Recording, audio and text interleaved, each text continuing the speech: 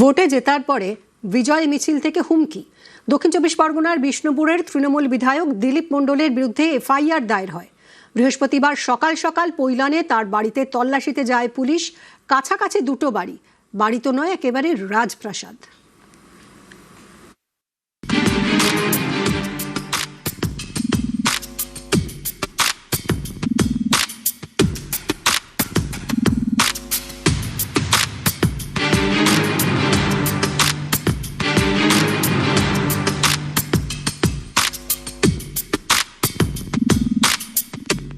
বিশাল বাড়ি, বাগান, swimming pool, ফোয়ারা, কিছুই বাদ নেই। দেখলে মনে হতেই পারে এটা কোনো রিসর্ট, কিন্তু এটা রিসর্ট নয়, বাড়ি। পৈলানে তৃণমূল বিধায়কের বাড়ি। দক্ষিণ চব্বিশ পরগনার বিষ্ণুপুরের তৃণমূল বিধায়ক দিলীপ মণ্ডলের বাগান বাড়ি। এই দেখুন, 50 মিটারের মধ্যে তৃণমূল বিধায়কের আরেকটি বাড়ি। দক্ষিণ চব্বিশ পরগনার ডায়মন্ড হারবার লোকসভা কেন্দ্রের মধ্যে পড়ে বিষ্ণুপুর। এই বিধানসভা কেন্দ্রের তৃণমূল বিধায়ক দিলীপ মণ্ডল। বৃহস্পতিবার সাত সকালে তার খোঁজে তল্লাশিতে যায় পুলিশ। পৈলানে তার এই বাগান বাড়িতে অভিযান চালায় ডায়মন্ড হারবার জেলা পুলিশ, বিষ্ণুপুর থানার পুলিশ, সঙ্গে কেন্দ্রীয় বাহিনী। এবারের ভোটেও বিষ্ণুপুর থেকে তৃণমূলের টিকিটে জিতেছেন দিলীপ মণ্ডল। 11ই মে বিজয় মিছিল করেন। সেখান থেকে তৃণমূল বিধায়ক হুমকি দেন,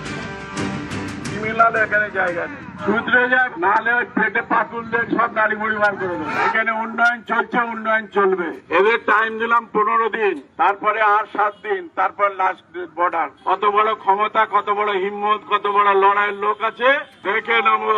আমরা পুলিশকে ভয় পাই না। পুলিশের সঙ্গে অনেকবার লড়েছি। পার্টি অফিস যারা ভেঙেছে তাদের রেহাই নেই। আদায় করে যাতে নিতে না পারি, তাহলে আমার নাম দিলীপ মণ্ডল নয়। এভাবে হুমকি দেওয়ায় তৃণমূল বিধায়কের বিরুদ্ধে থানায় অভিযোগ হয়। জামিন অযোগ্য ধারায় মামলা রুজু করে বিষ্ণুপুর থানার পুলিশ। এরপরেই বৃহস্পতিবার সকাল সকাল দিলীপ মণ্ডলের খোঁজে তার বাগান বাড়িতে তল্লাশি শুরু। 3 তলা বাগান বাড়িটা দেখুন, নামে বাড়ি, এ তো একেবারে রাজপ্রাসাদ। মেন গেট দিয়ে ঢুকে বাদিকে বিরাট সুইমিং পুল, ডান দিকে বড় একটা বাগান, বাগানে ফোয়ারা, দামি দামি মূর্তি। তৃণমূল বিধায়কের এমনই দাপট যে তার বাগানে বাঘে হরিণে জল খায়। তৃণমূল বিধায়ক দিলীপ মণ্ডলের বাড়ির ভেতরে পুলিশের তল্লাশি অভিযান। সুইমিং পুলের পাশেই রয়েছে একটি বড় লন। যে কোনো 3 স্টার 5 স্টার যে রিসর্ট, সেই রিসর্টকে হার মানাবে এই বাগান বাড়ি। পাশে রয়েছে এরকম কিছু বিদেশি পাখি, এবং বিদেশি পাখির পাশেই রয়েছে বেশ কিছু এক্সোস্টিক যে মূর্তি, অর্থাৎ বিদেশি যে মূর্তি, সেই মূর্তি রাখা রয়েছে। বাড়ির বাইরে দাঁড় করানো একের পর এক গাড়ি। বাগানের একদিকে গুহা, ভিতরে স্টোর রুম।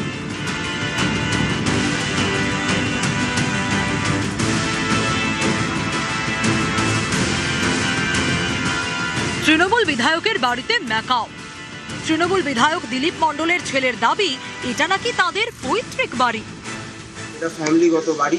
এটা দিলীপ মণ্ডলের বাড়ি নয়। দিলীপ মণ্ডলের ভাগে আছে, নাম আছে, ঠিক আছে। এখানে কাকাদের নাম সবার ভাগে আছে। এটা মিনিমাম 15 বছর বিধানসভায় গেছিল। তারপর পুলিশ চাইছে আমাদের উপরে এখন অত্যাচার করবে। ওয়ারেন্ট দেখায়নি, কিচ্ছু না। বাড়িতে বিনা সার্চ ওয়ারেন্ট দেখিয়ে কিভাবে ঢুকে।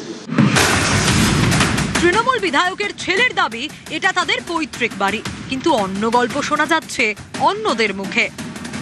তার এই প্রপার্টি দেখে বুঝতে পারা যাচ্ছে এটা কখনো বৈধ সম্পত্তি হতে পারে না, এবং আমি দাবি করব যে এই সম্পত্তির উপযুক্ত তদন্ত হোক। এই বাগান বাড়ি থেকে কিছুটা এগোলেই দিলীপ মণ্ডলের আরেকটি বাড়ি। এটাও আরেকটা প্রাসাদ। এই বাড়িতেও কেন্দ্রীয় বাহিনীকে সঙ্গে নিয়ে এদিন তল্লাশি চালায় পুলিশ।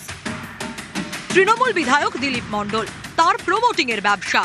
1998 সালে বিষ্ণুপুরে কুলেরদাড়ি পঞ্চায়েতের উপপ্রধান হন। 2001 সালে তৃণমূলের টিকিটে প্রথমবার বিষ্ণুপুরের বিধায়ক। 2006 সালে হেরে যান। 2011 থেকে টানা 4 বার তৃণমূল বিধায়ক। 2021 সালে পরিবহন প্রতিমন্ত্রী হন। বিষ্ণুপুরের বিধায়ক হিসেবে বুধবার বিধানসভায় শপথ নেন দিলীপ মণ্ডল। তৃণমূলের বিধায়কের বাগানবাড়ির সিসি ক্যামেরার ফুটেজ সংগ্রহ করেছে পুলিশ। সেখানে দেখা গিয়েছে বৃহস্পতিবার সকাল 9:04 নাগাদ বাগানবাড়ির পিছন দিক দিয়ে তিনি বেরিয়ে যাচ্ছেন। 9:15 থেকে তৃণমূল বিধায়ক দিলীপ মণ্ডলের ফোন বন্ধ। নিউজ 18 বাংলা।